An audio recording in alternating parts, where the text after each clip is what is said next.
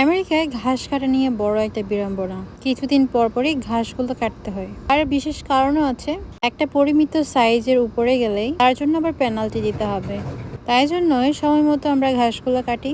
আর সবজি সহজে বড় হতে চায় না, আর এই ঘাসগুলো খুব সহজে বড় হয়ে যায়। আজকে আমাদের নিজেদের ঘাসও কাটবো, সাথে আমাদের নেইবারদের ঘাসও কেটে দেবো। হাজার হোক প্রতিবেশী বলে কথা, তবে তারা আমাদের দেশি নয়, কারণ ওরা যখন ঘাস কাটে ওরা আমাদেরগুলোও কেটে দেয়। আমাদের পাশের বাড়ির এই ছেলেটা এই বছর গ্র্যাজুয়েশন করলো হাই স্কুল। আর ওদের পরিবারটাও ভীষণ ভালো। যখনই ওদের নিজেদের ঘাস কাটে তখন আমাদের ঘাসটাও কেটে দেয়। তাই আমরা যখন কাটি আমরাও তাদের ঘাসটা কেটে দেওয়ার চেষ্টা করি। আমাকে হেল্প করবে?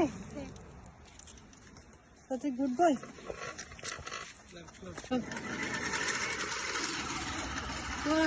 সত্যি ঘাস কাটে দেখো। আর কে কে ঘাস কাটতে পারে জিজ্ঞেস করো। ডাক্তার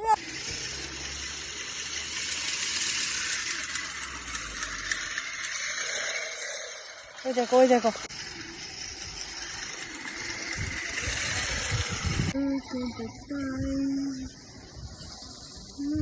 বাবা আকাশটা দেখো।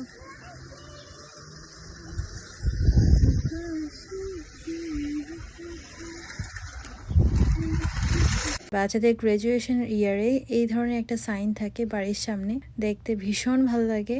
সেখানে থাকে স্টুডেন্টের পিকচার, কোন স্কুল থেকে তারা গ্র্যাজুয়েশন করছে। এই যে আমাদের আরেকজন দেখেন ঘাস কাটছে না দুষ্টুমি করছে বলেন তো। হেল্প করো। কিসে হেল্প করো? ঘাস কাটো। বলো আমি ঘাস কাটি। কেটেছে এখানে ঘাসগুলো সব। তুমি কেটেছো? এখন চলে যাচ্ছি আরেক বাড়ির উঠোনে তাদের ঘাস কাটতে। মাত্র দুটো বাড়ি পরেই।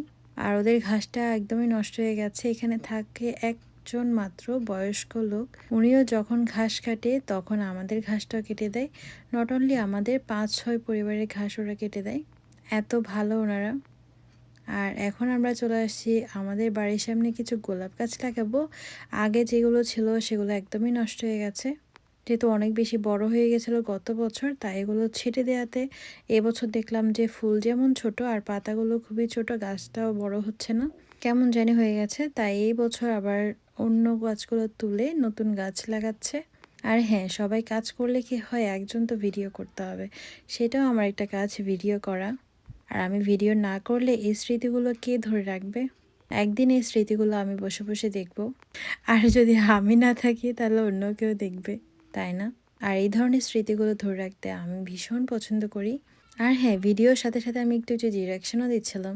এই তো হয়ে গেল সবগুলো গাছ লাগানো। এখানে 4টে গাছ লাগানো হয়েছে গোলাপ, আর সাথে আছে অন্যান্য কিছু ছোট ছোট গাছ, যেখানে আছে গাঁদা ফুল, এখানে অন্য ফুল আছে, ফুলগুলোর নাম আমার জানা নেই।